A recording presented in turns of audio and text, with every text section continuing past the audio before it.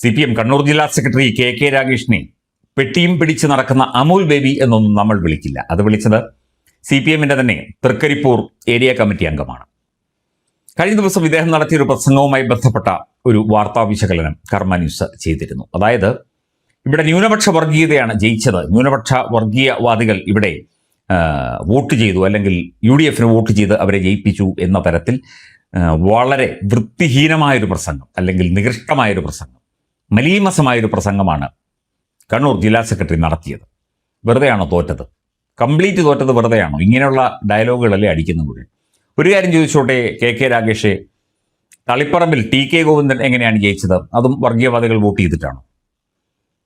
പയ്യന്നൂരിൽ V കുഞ്ഞികൃഷ്ണൻ, അതുപോലെ തന്നെ അമ്പലപ്പുഴയിൽ G സുധാകരൻ ഒക്കെ എങ്ങനെയാണ് ജയിച്ചത്? അതൊക്കെ തന്നെ വോട്ട് ചെയ്തിട്ടാണ്. ഇനിയിപ്പം നിങ്ങൾ ജയിച്ചിടത്തൊക്കെ തന്നെ എന്താണ് സംഭവിച്ചത്? നിങ്ങൾ ചിലയിടങ്ങളിലൊക്കെ ജയിച്ചിട്ടുണ്ടല്ലോ, അവിടെയും ഇതുപോലെ ന്യൂനപക്ഷ വർഗീയവാദികളാണോ നിങ്ങൾക്കും വോട്ട് ചെയ്യുന്നത്?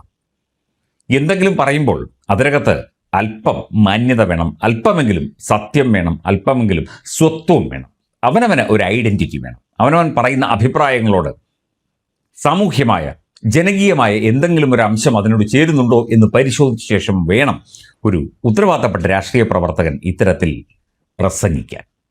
അപ്പോൾ ഇനിയിപ്പോൾ പിണറായി പറഞ്ഞു വിട്ടതാണോ KK രാഗേഷിനെ എന്ന് ചോദിക്കുന്നതുമുണ്ട്. കാരണം പിണറായിയെ രക്ഷിക്കാൻ വേണ്ടി, അല്ലെങ്കിൽ ഗോവിന്ദ മാഷയെ രക്ഷിക്കാൻ വേണ്ടി, ഇത് ന്യൂനപക്ഷ വർഗീയതയാണ് CPMന് തിരിച്ചടിയായത്, ഇടതുപക്ഷത്തിന് തിരിച്ചടിയായത് എന്ന് പറഞ്ഞാൽ പിണറായിക്കും ഗോവിന്ദ മാഷിനും ഇതിൽ നിന്ന് ഊരിപ്പോരാ. അതായത് ഒരു ക്യാപ്സ്യൂൾ, ഒരു കണ്ണൂർ ക്യാപ്സ്യൂൾ എന്ന് വേണമെങ്കിൽ നമുക്കതിനെ പറയാം. പക്ഷേ ആ ക്യാപ്സ്യൂൾ ഏറ്റില്ല. സമൂഹ മാധ്യമങ്ങളിലുമൊക്കെ അത് വലിയ ചർച്ചയായി. നിങ്ങളീ പറഞ്ഞത് പക്ക വർഗീയമാണ്, അല്ലെങ്കിൽ പക്ക മതസൗഹാർദ്ദ വിരുദ്ധമാണ്, ജനവിരുദ്ധമാണ്, ജനകീയ ആശയങ്ങൾക്കെതിരാണ്, ജനകീയ ചിന്തകൾക്കെതിരാണ് എന്നുള്ള കാര്യം എല്ലാവർക്കും ബോധ്യപ്പെട്ട് കഴിഞ്ഞു. ഈ ക്യാപ്സ്യൂളുകൾ ഇറക്കുമ്പോൾ അത് ജനങ്ങൾക്ക് ഉൾക്കൊള്ളാൻ പറ്റുന്ന ക്യാപ്സ്യൂളുകൾ ഇറക്കുക. അതിനും മതത്തെ കൂട്ടുപിടിച്ച്, ന്യൂനപക്ഷത്തെ കൂട്ടുപിടിച്ച് ഇത്തരത്തിൽ വലിയ ഡയലോഗ് അടിച്ചു കഴിഞ്ഞാൽ അത് പാർട്ടിക്കും നിങ്ങൾക്കും നിങ്ങളുടെ നേതാക്കൾക്കും തിരിച്ചടിയായിരിക്കും. ഇത് പിണറായി പറഞ്ഞു വിട്ടത് തന്നെ എന്ന് വേണമെങ്കിൽ നമുക്ക് ഉറപ്പായിട്ടും പറയാം. ഞാൻ നേരത്തെ പറഞ്ഞതുപോലെ ഇത് പിണറായിയുടെ കുറ്റം കൊണ്ടാണ് തോറ്റത് എന്ന് സംസ്ഥാനത്തെ 14 ജില്ലാ കമ്മിറ്റികളും ഭരണവിരുദ്ധ വികാരം, പിണറായിയുടെ ധാർഷ്ട്യം, അഹങ്കാരം, വീട്ടിൽ പോയി ചോദിച്ചാൽ മതി, അങ്ങനെയുള്ള കാര്യങ്ങൾ, ഒരു നായകനായി നിന്ന് സർക്കാരിനെ നയിക്കേണ്ട വ്യക്തി സർക്കാരിനെ ചവിട്ടി തേക്കുന്ന രീതിയിലേക്ക് കാര്യങ്ങൾ കൊണ്ടുപോയി. ഒരു വ്യക്തി മാത്രമേ ഉള്ളൂ, അല്ലെങ്കിൽ ഞാൻ മാത്രമേ ഉള്ളൂ, എനിക്ക് ശേഷം ആരുമില്ല എന്ന ചിന്തയിലേക്ക് ഒരു മുഖ്യമന്ത്രി മാറുന്നു.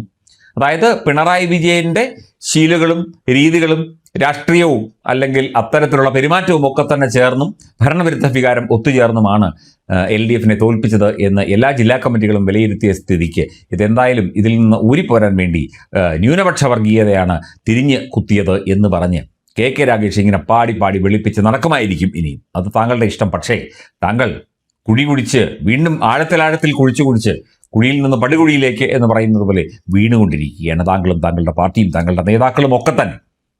അതാണ് അവസ്ഥ.